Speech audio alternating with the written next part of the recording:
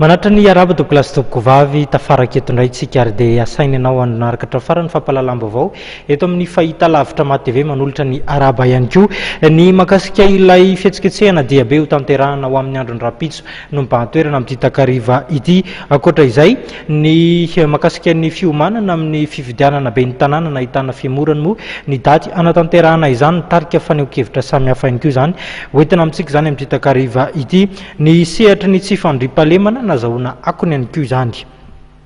Rosondina dia tsy nazahoana lalana aza ilay dia be ho tanterahana ho amin'ny rampitso raha ny fanazavana nentin'Andriamatoa Alain Ramarson mpitarika ny hetsika dia ao anatin'ny fahasahiranana tanteraka ny vahoaka malagasy amin'izao fotoana izao nefa dia miantso ny fitondram-panjakana hatrany ny tokony anarina izany karoka vahaolana ho an'ny vahoaka tsy mandady arina.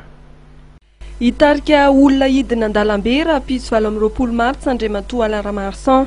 raha ny fanazavana nentiny amin'ny maha olon-tsotra azy no hanaovany hetsika ary nambarany fa fihetsiketsehana ara-tsosialy no tanterahana na dia tsy nahazoana lalana avy amin'ny préfet de police ara dia ho totosainy izany. Dia be ny olo-pirenena zany izy tsisy loko mihitsy zany io ary indrindra tsara marihiko tsara zatra resaka fitakiana ara-tsosialy zany fa tena sosialy mihitsy tsisy resaka politika io zay moa natonga ny teny olo-pirenena zany hoe tsisy loko zany io fa saina malagasy ny lokony dia mba ho hitan'ny mpitondra zany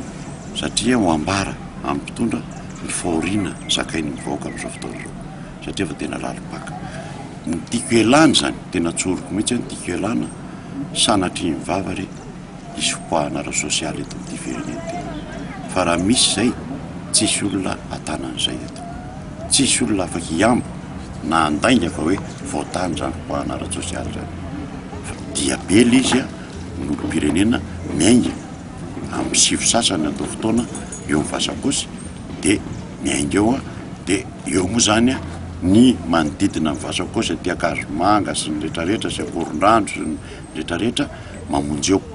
dia miaraka miainga dia mandray eo Sorano reo milona amin'ny bilidinina ao Sorano dia eo indray na vai ny Ambondrona na vai ny Antaninandro ny avy aty Atsiasotafo mandray eo indray koa dia mandray koa zany eo amin'ny Lagarany Sorano mandray koa ny rehetrarehetra ny havana rehetra avy any Ambotosotry Tsaralalàna Ampifiloha sy indrindra koa avaria 67 hectares ohatrohatran'izay ny entondrana ny lizy dia avy eo amin'ny tonelina indray ambany diditra ny tonelina amin'ny tonelina eo dia midina indray indray ny avy any Ankatso ny Ambohipo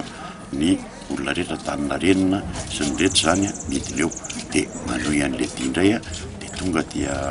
nosy zany eo anoloana ny lapan'ny Sénat eo zany rehetrarehetra tonga indray zany avy Nosy be Anosy Zato hatra dia ninona moa ty Andrefanambojanary Akandombahoaka ny rehetrarehetra zany tonga eo daholo zany Mahamasina tonga eo zay le izy zay le dia be. Manoloana ny zava-misy eto amin'ny firenena raha nanontaniana ny heverin'ny vahaolana anarenana ny sosialim-bahoaka Andriamatoa Alain Ramarson dia nilaza izy fa ny famarotana ny tahirina andramena ny vahaolana. Jerena faran'izay maika io mahazo mivoaka malagasy io vahaolana ray efa nety vitany amin'ny prime ministre io ahoana le bois de rose 7000 tonnes tompoko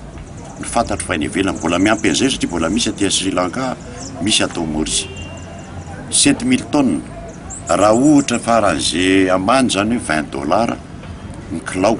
le bois de rose raha 7000 tonnes zany tompoko tafakatra 175 millions de dollars roa arivo lavitrisa amin'ny franc malagasy zany tompoko raha zany ny amboarina fotsiny dia ray voavonjiny kere voavonjiny traboina misy filet de sécurité ho an'ny zavatra ilaina andavanandro indrindra ny sakafo tsy ekaran'ny vidiny zay ny zavatra tsy atao farazaingana. Araka izany rampitso no anatanteraka hetsika an-dalambe eto andrenivohitra ny ekipan'Andriamatoa Alain Ramarson hetsika izay nambarany fa atao hanairana ny mpitondra manoloana ny olana ara-tsosialy mahazo mponina amin'izao fotoana izao.